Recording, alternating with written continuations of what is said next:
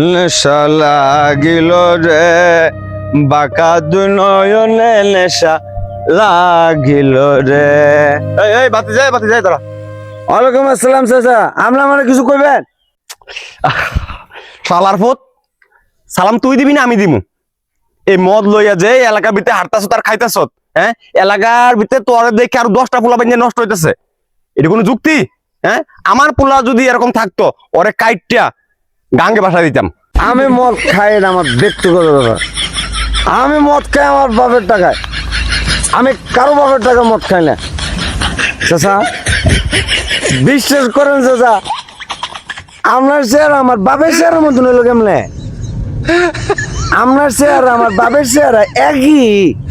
শালার ফুত, আমি তোর বাপি আচ্ছা তোর খাইছি।